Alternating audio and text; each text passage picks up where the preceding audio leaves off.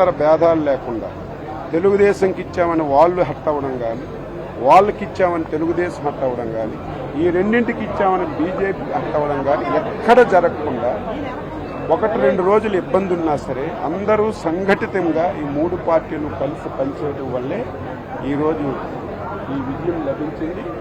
ఈ స్థాయిలో మెజార్టీలు వచ్చాయని ఈ సందర్భంగా తెలియచేస్తున్నా.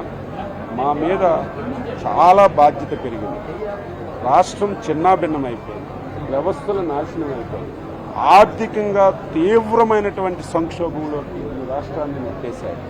అయినప్పటికీ కూడా సమర్థవంతమైనటువంటి వ్యక్తి, అనుభవం కలిగినటువంటి వ్యక్తి చంద్రబాబు నాయుడు గారి నాయకత్వంలో కేంద్రంలో మళ్ళీ ఎన్డీఏ ప్రభుత్వం అధికారంలోకి వస్తుంది కాబట్టి వారి యొక్క సంపూర్ణ సహాయ సహకారాలు కూడా తీసుకొని మేము ఎక్కువ కాన్సన్ట్రేషన్ చేసి ఈ రాష్ట్రాన్ని పూర్తిగా గాడిలో పెట్టే బాధ్యత తీసుకుంటాం.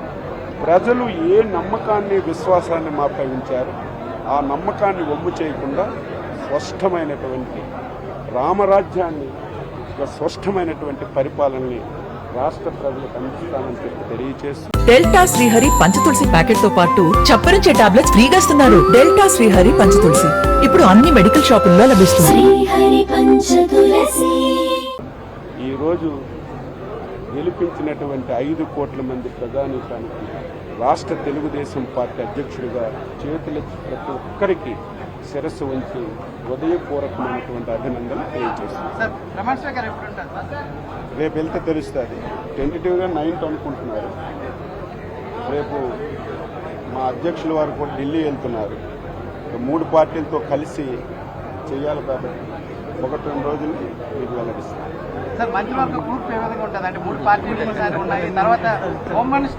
అంతవరకు వెళ్ళలేదు. ఇప్పుడు అందరం బిజీలో ఉన్నాం. ఫలితాలు ఇప్పుడే వచ్చాయి. అందరం ఇప్పటి వరకు ఇంకా ఈ కౌంటింగ్ సెంటర్లోనే ఉన్నాం.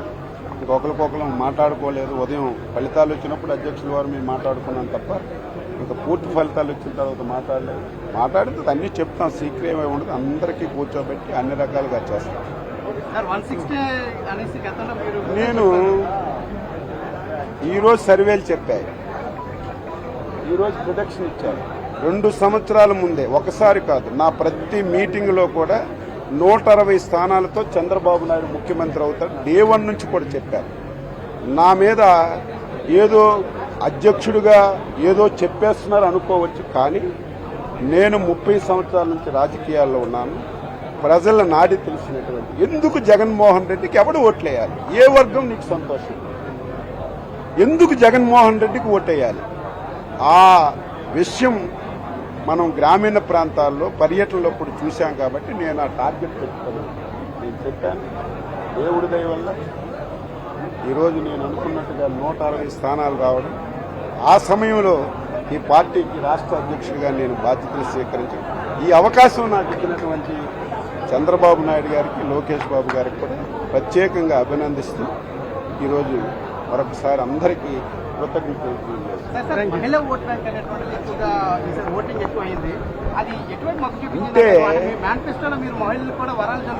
వరాలు వేరే, సంక్షేమ పథకాలు వేరే, ఈరోజు జరిగిన ఎన్నిక వేరే. ఈసారి ప్రతి ఒక్కరు కూడా అయ్యయ్యో రాష్ట్రం ఈ విధంగా తగలబడిపోయింది.